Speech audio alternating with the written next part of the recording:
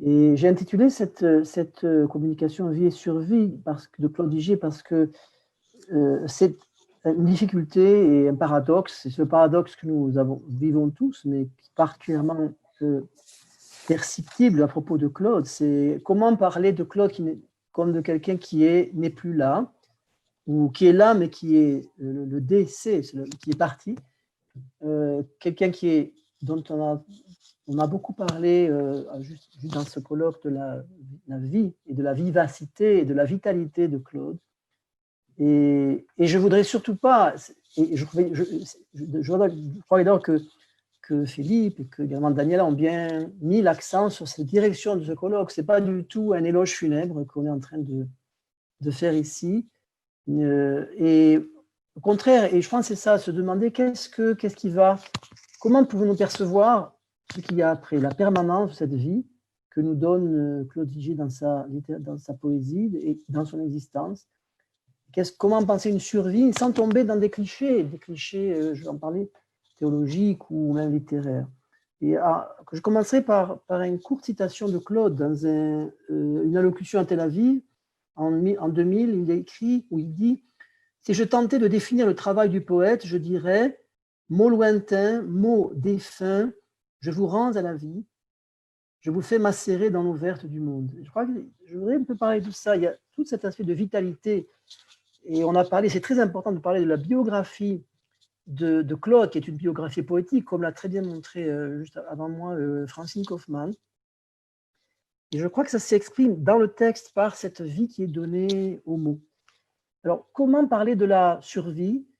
Il y a la survie personnelle qui aurait fait sourire. Il y a beaucoup de blagues et d'humour dans les textes de Vigier à propos de la survie. Et il écrit notamment « C'est comme si curieux le paradis, tout le monde voudrait y aller, mais personne n'est pressé. » Et par ailleurs, je crois qu'il aurait été beaucoup amusé par toute tentative de canoniser son œuvre. Et c'est ça aussi, après, quand un poète est décédé, il y a des tombeaux. Mallarmé a écrit le tombeau de Edgar Poe, le tombeau de Baudelaire. L'œuvre est souvent vue comme un tombeau, et ce n'est pas du tout Vigier. Mais c'est, alors, comment, à la fois au niveau personnel et au niveau de l'œuvre, penser cette vie, plus que cette survie. Concernant la vie, il y a une expression que Vigier aime beaucoup et qu'il reprend. C'est en hébreu, on parle de quelqu'un qui est nafshot tsura betsora chayim. Sa vie, et c'est une traduction de Vigier, il dit que sa vie, son âme est liée au faisceau des vivants. Et on trouve cette expression, il le dit à propos d'une amie à lui, qui d'ailleurs était chrétienne, et qui est décédée, et il lui donne cet hommage. Et il y a par ailleurs, dans l'interview que nous avons vue au début du colloque, Vigier parle de le péché fondamental, c'est le péché contre la vie, finalement. Et Dieu aime les gens qui veulent vivre, qui veulent donner et protéger la vie.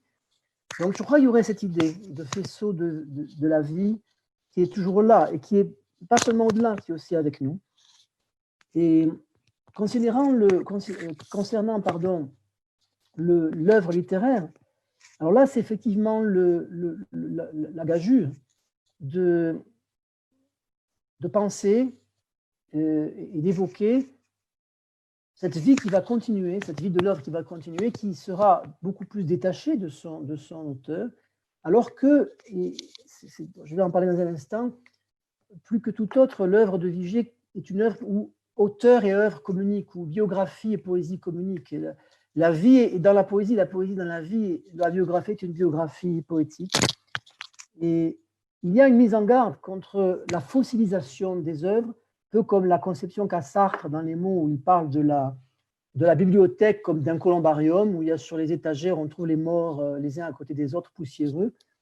Et il y a comme ça un personnage qui est évoqué dans le passage du vivant, d'un peintre de Jérusalem qui dit, et ce n'est pas du tout la vision de Vigier, hein, en ce qui me concerne, mon vrai monument mortuaire, ce sont mes tableaux, ce qui en survivra quelque part avec l'aide de Dieu et des déménagements, etc.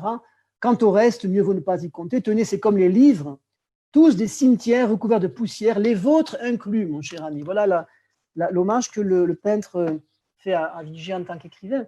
Mais effectivement, c'est une question, et cette question se pose à nous notamment en tant qu'enseignants, qui aimons transmettre et faire aimer ce que nous aimons.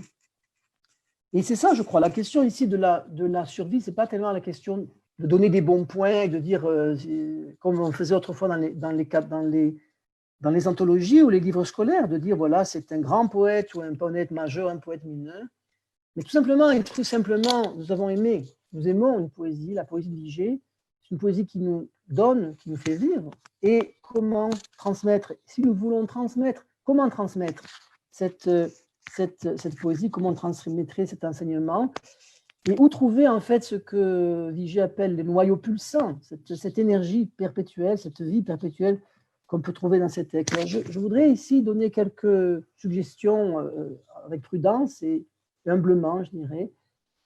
Et je crois d'abord que l'idée générale, je crois, qui m'attache, à laquelle je m'attacherai, c'est de voir toute l'œuvre de Vigée comme un immense Judan. Francine Kaufmann, qui a, je crois, été la première à écrire sur le Judan, à développer ce thème, à expliquer ce thème, ce genre ou non-genre qui est le Judan de Claude Vigée. C'était un genre qui est un non-genre parce qu'il y a tout dedans, la prose, la poésie, l'essai, la biographie, le journal, les anecdotes, etc. Et tous dans une même foulée. On peut très bien avoir un passage tout à fait dramatique et juste après il y a une blague comme ça. Mais je crois aussi ce caractère qui peut offusquer. Francine Kaufmann a parlé de André Gide qui dit, bon, ben, vous avez l'échafaudage. Je ne sais pas si il y a Gide et il y a aussi, je crois, Saint-Jean de Perse, qui disent, bon, ben, vous avez l'échafaudage, maintenant il faut brûler tout ça et qu'il ne reste que le bâtiment. Et en fait, il y a quelque chose dans l'œuvre de Vigée, dans l'essor, dans la dynamique de sa poétique, il contredit tout à fait les mouvements littéraires qui lui sont contemporains, la coupure entre l'auteur et l'œuvre, la mort de l'auteur dont parle Roland Barthes, la volonté de couper, de distinguer l'œuvre de ce qu'il y a autour. Et Vigée, il brouille tout le temps les limites, à tel point que parfois aussi, mais c'est de la littérature, ça, c'est quoi? Et je crois que c'est en fait cette non-littérature qu'il y a dans la littérature qui est en fait fascinante et qui est précisément le lieu qui va, je pense, qui va de plus en plus attirer et faire remarquer la poétique, la poésie de Vigée. Et du coup, c'est une œuvre qui a des multiples voies d'accès. On peut y entrer par plusieurs côtés. On peut y entrer par le roman ou l'imaginaire, on peut la poésie, par le judaïsme. On peut y entrer par le récit sur la terre d'Israël. Personnellement, je crois que je peux dire que moi, ce qui m'a fasciné à mon niveau personnel dans l'œuvre de Vigée, c'est par là que je suis entré, je dirais, dans l'œuvre que j'ai connue Vigée. J'étais déjà en Israël depuis les années 80. Et pour moi, effectivement, c'était une gageure et un scandale, pas au sens négatif, comme un sujet d'étonnement. Pour un Français, comment est-il possible de continuer à écrire en français en étant en Israël? Le français est une langue, je dirais, très dominatrice. Je crois qu'il est très difficile pour un Français d'être multilingue, c'est plus que pour d'autres peuples et d'autres cultures. Et ça m'a fasciné de savoir comment cet homme pouvait continuer à écrire et merveilleusement bien, et tout en étant en Israël. Et en fait, j'ai écrit là-dessus aussi, j'ai retrouvé ainsi toute une problématique de la langue et des langues chez Claude Vigée. Je crois que c'est mais en fait, je dois dire que ici, l'accès est quelque chose de tout à fait personnel. Ici, l'œuvre de Vigée m'a attrapé à un niveau, m'a touché à un niveau extrêmement personnel. Et je crois que ce sera le cas, et c'est le cas pour tous d'entre nous, et chacun par un angle particulier. Un autre angle, je crois, et c'est en rapport avec cet échafaudage qu'il fallait brûler. Cet échafaudage qu'il fallait brûler, l'image de brûler est tout à fait horrible, parce que pour Vigée, c'est cette vie quotidienne, ce passé de la vie quotidienne, l'enfance, les êtres, les personnes, la famille. Tous ces gens qui ne sont pas forcément ou pas du tout des héros de romans ou des héros de épopées, des gens très simples, des gens parfois un peu ridicules, amusants.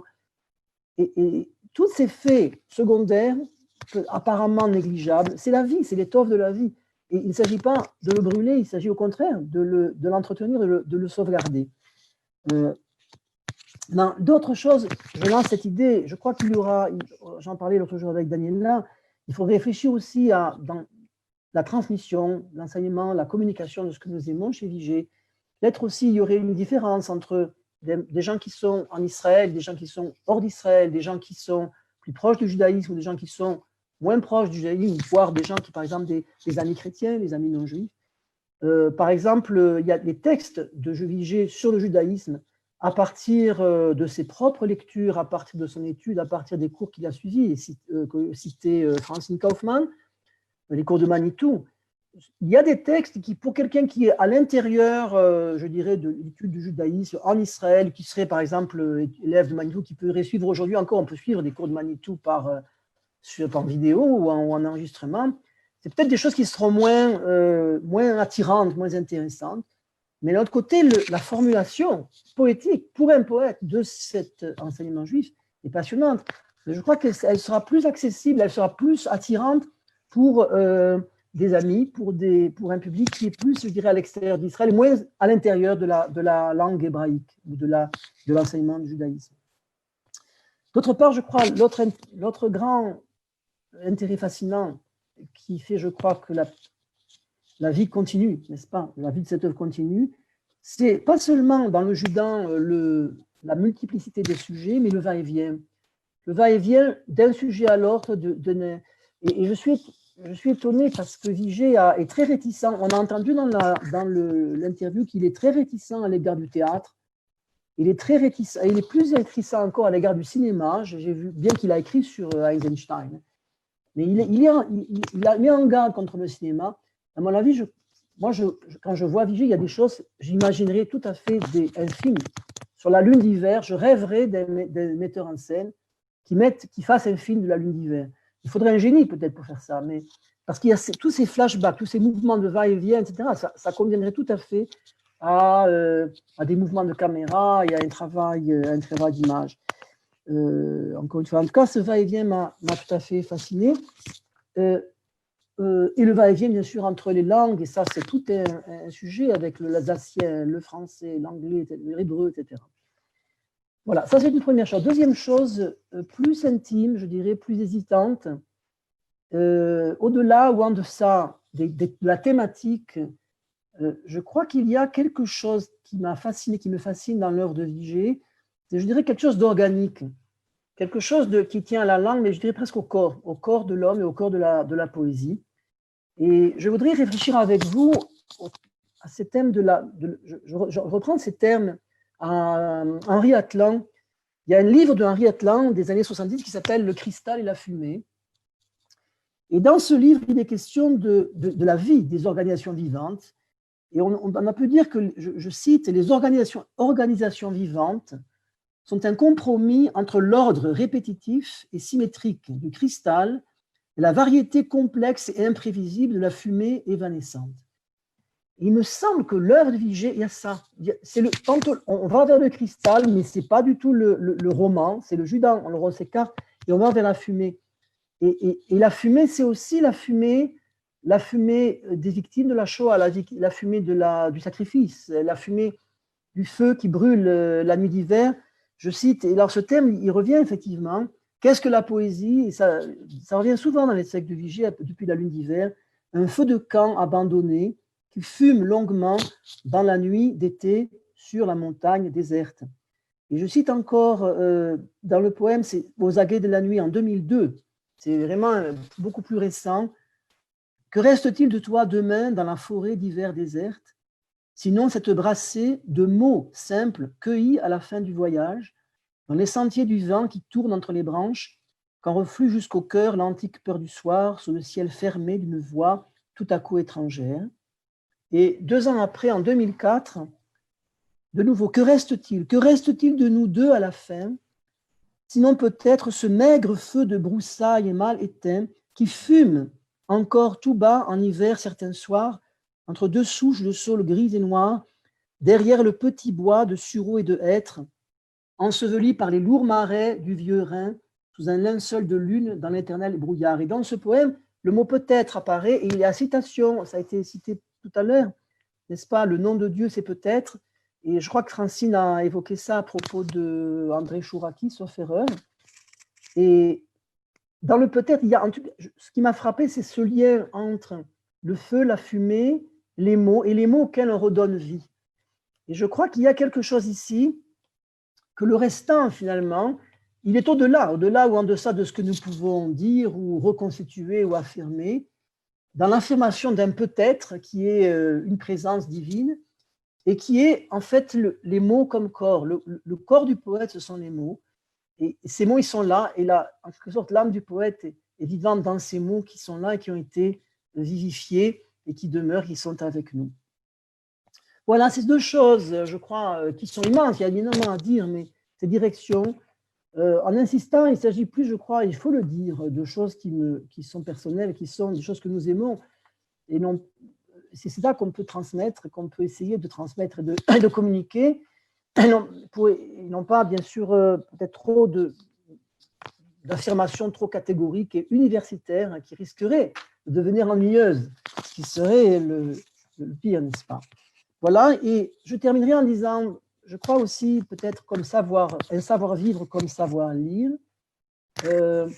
Personnellement, j'aime lire Vigée, notamment, et je le conseillerais si quelqu'un me demandait, vraiment c'est vraiment très personnel, en le feuilletant, feuilleter. Ça convient à certains auteurs, mais particulièrement à Vigée, je crois. On peut lire d'un bout à l'autre. Bon, on peut lire la Lune d'hiver, on peut lire le panier de houblon, on peut lire d'un bout à l'autre. Mais je crois qu'il y a ce mouvement de va-et-vient. On peut très bien le suivre dans une lecture de va-et-vient, dans une lecture en feuilletant.